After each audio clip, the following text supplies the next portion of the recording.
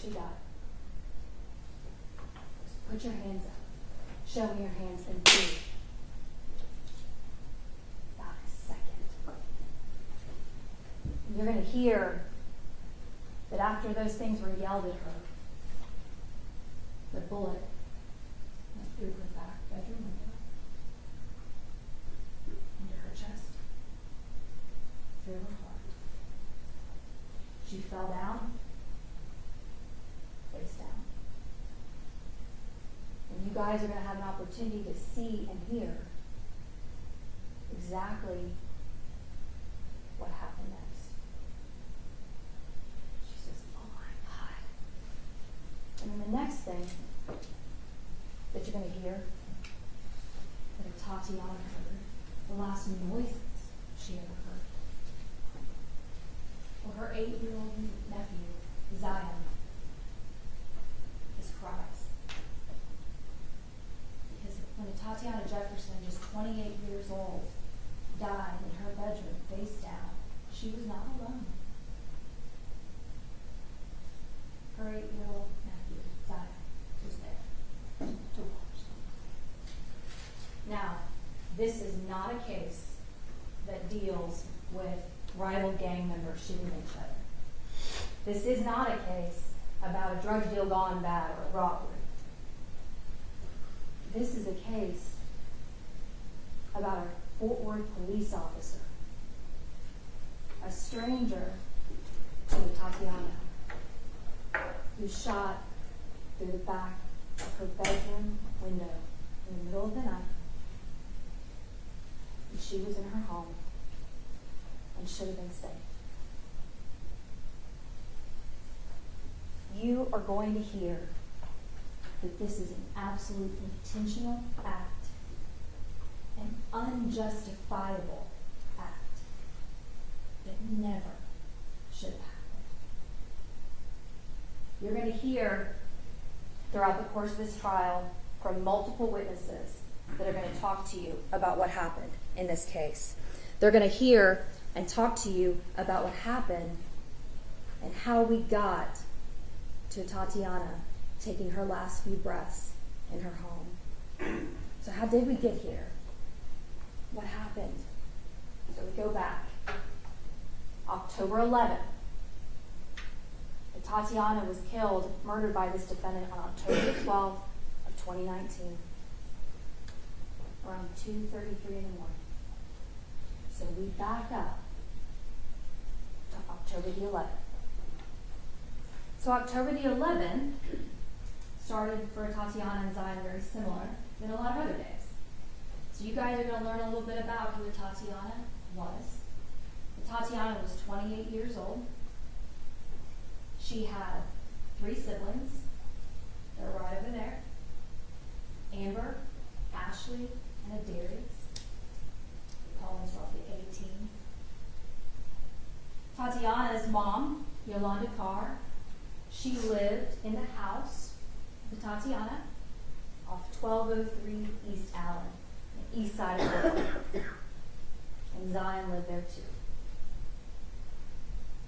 So Atatiana, raised in Dallas, went off to school at Xavier University, graduated her biology degree.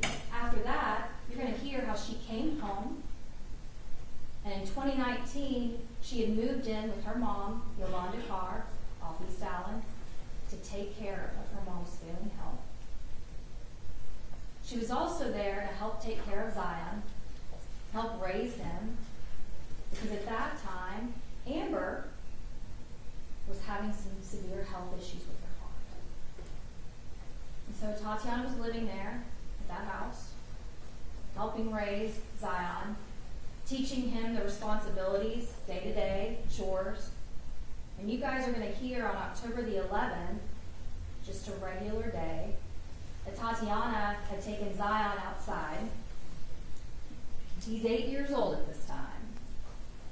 And let me tell you, Zion's very rambunctious and energetic, as many 8-year-olds are, right? And you're going to hear from witnesses that will describe neighbors across the street that saw Tatiana and Zion outside, her try to teach him how to mow the lawn. So this neighbor sees Zion running across the lawn, pushing a lawnmower, trying to learn how to veg. After that, on October the 11th, they went inside and they had dinner that night. They burned the hamburgers they were making in the kitchen. So there was smoke. So both the front and the side door of this house, they opened to let that smoke go out. Both of these doors also had storm doors, kind of like those storm doors that you'll have, it's either a screen or glass. That was kept shut, but the main door, the front and the side, were open to let that smoke go out. So at this time, Yolanda had been in and out of the hospital, and on October 11th, going into the 12th, she was in the hospital. And unfortunately, Yolanda has since passed away.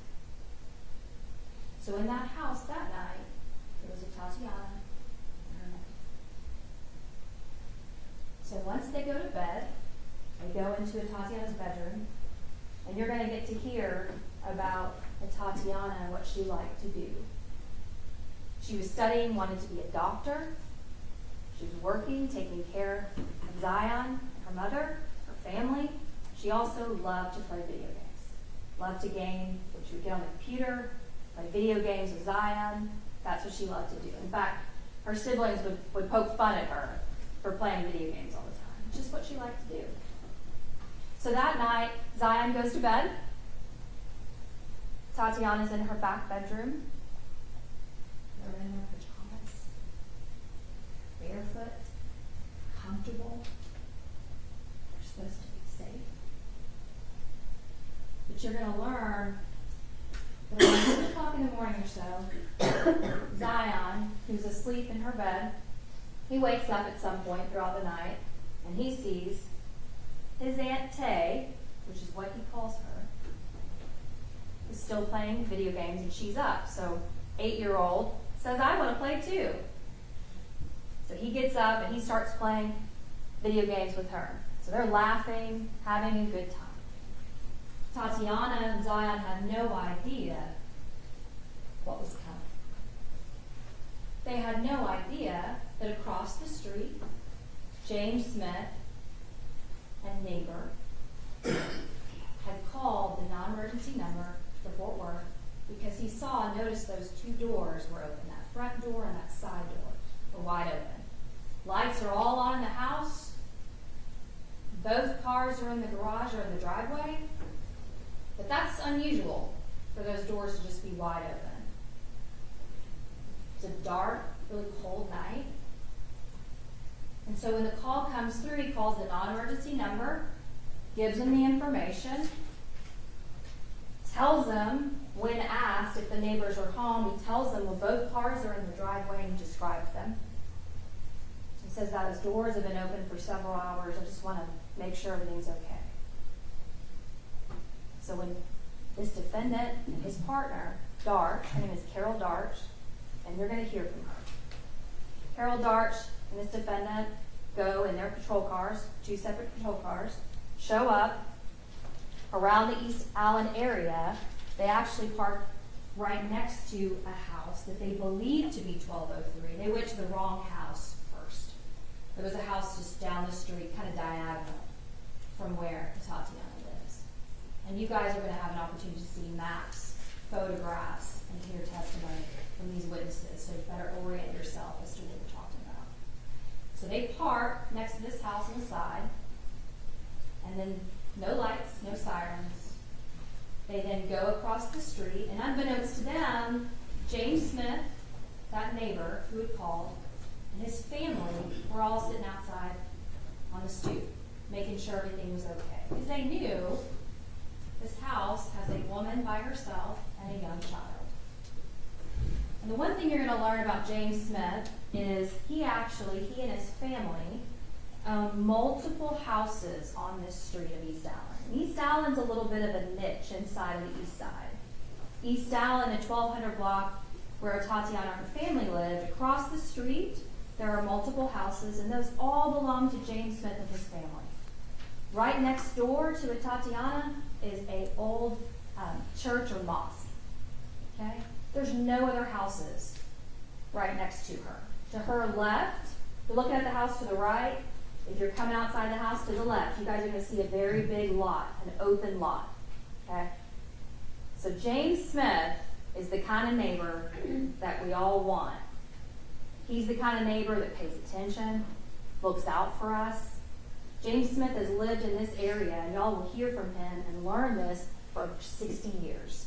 He's kind of like the mayor of this particular street, right? He's the guy that tells you your package is on the front door. He's the guy that watches out and knows everything about the neighborhood. He actually takes a particular amount of pride. He's like the guardian of that particular area. He had called the non-emergency number before. Y'all hear about that. So he's outside along with his other family members that live in all these houses, and they're watching. They're waiting for the police to show up and pull up and check. But they don't ever see a patrol car go to the front. They don't ever see lights. They don't ever hear anyone identify themselves. What they see is two figures go diagonally across the street, go up to the front door, peer inside, go to the side door, peer inside,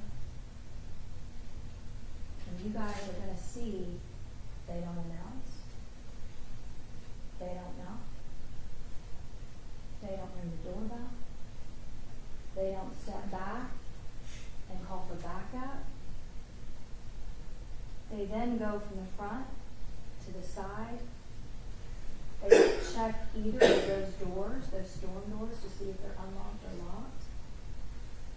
They then continue on to the side, walking right next to Atatiana's white car. They continue, and this defendant goes wide to the right of Yolanda's car. It's in that driveway. Darch, his partner, goes between the car, the dark car, and the house. And there's a bicycle right there. And Darch kind of hits that bicycle. It's Zion's bicycle. It's a little kid's bicycle. And at this point, Tatiana, who's sitting at her computer desk playing video games, hears something outside. To this point, she had no idea that the Fort Worth Police Department had even been called. And so you guys are going to learn that as she's sitting at her computer desk, she thinks, oh my God, it's your worst nightmare, right? Somebody's trying to break in your house, in your backyard. You're by yourself, and you've got Zion. So she goes to her purse, gets the gun out that she owns, and she walks up to the window with her gun, and she's looking outside. She's got her gun out, she's looking outside. You guys are going to hear from Zion, who was inside and watched this whole thing. Unbeknownst to her, the defendant and his partner were sneaking from the right side, coming around, and looking at the back gate of that backyard. The defendant then proceeds to open that back gate, flashes flashlight all around the backyard. Tatiana sees flashlights. She's now heard noises and sees flashlights.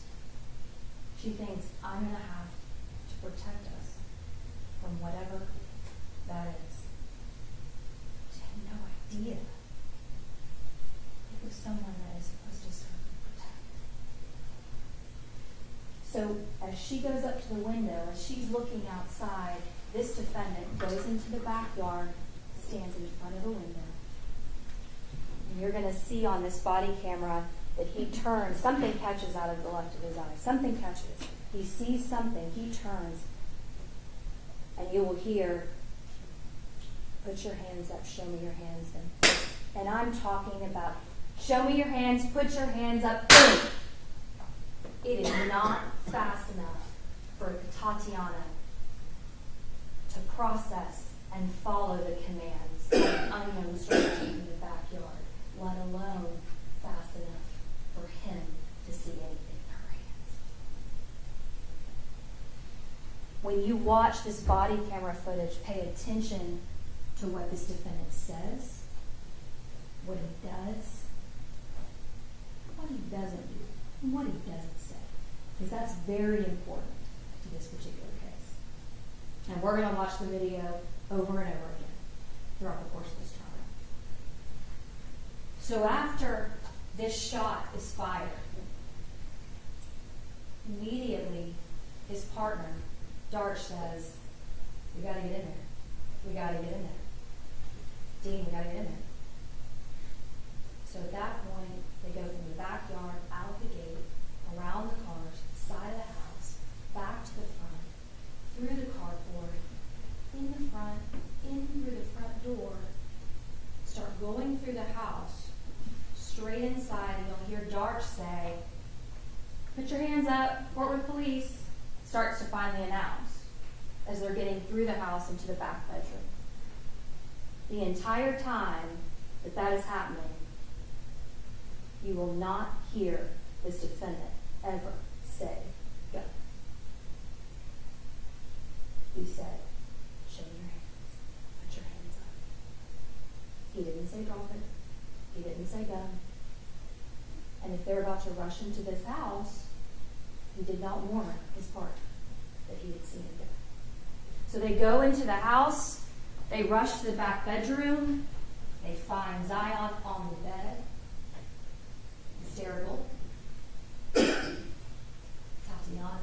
is face down. Darch immediately takes Zion from that room, takes him to the next room to get it out. Tries to calm him down.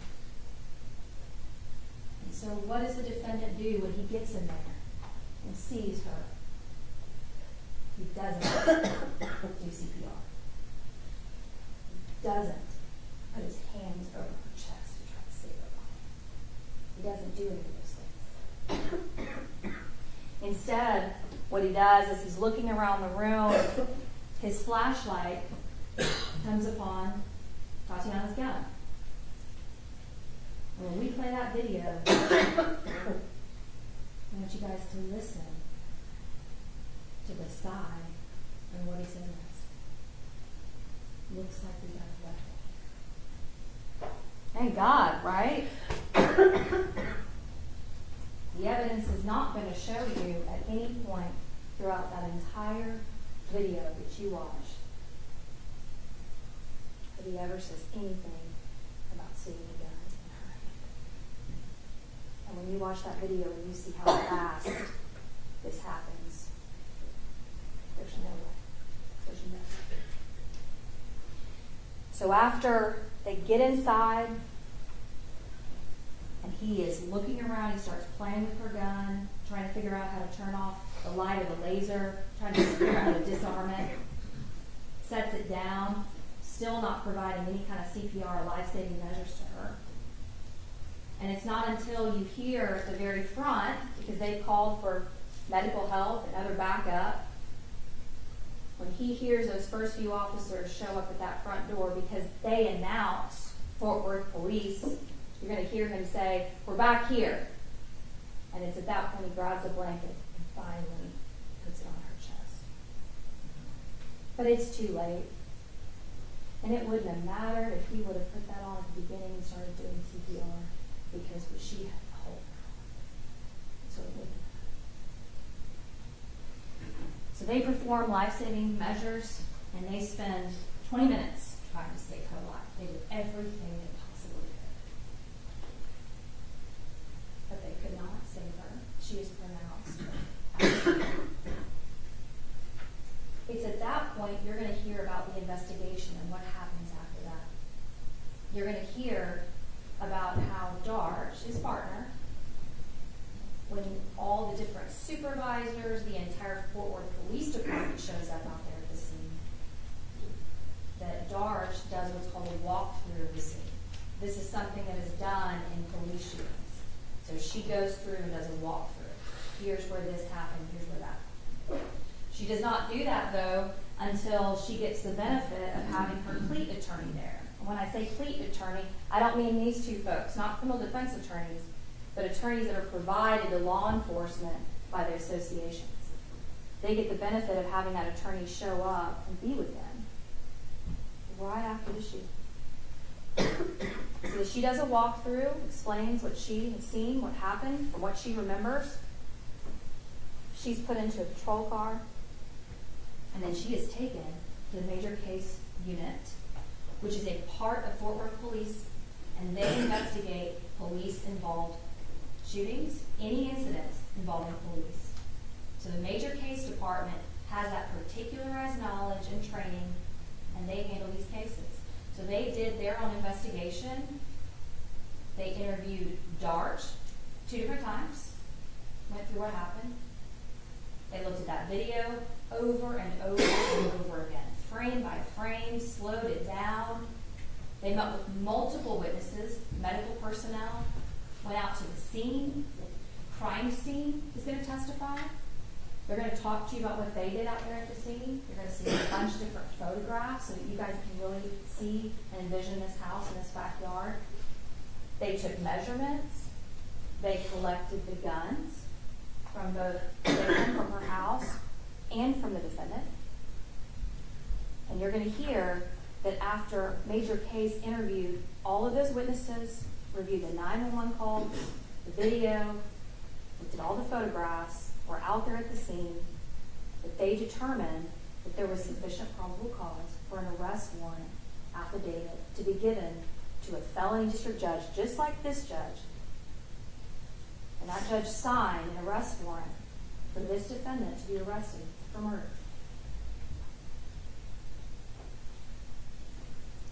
At the conclusion of this case, after you hear all of the witnesses that are going to testify, you listen to that 911 call, you look at those photographs, you watch that video as many times as you need to. Thank God we have it. After you look at all of the evidence in this case, you will be sure, beyond a reasonable doubt, that this is murder. You're gonna know that this is not self-defense. This is not a circumstance where they're staring at the barrel of a gun and he had to defend himself against that person or to protect against his partner. The evidence will support he did not see a gun in her hand. This is not a justification. This is not a self-defense case. This is murder.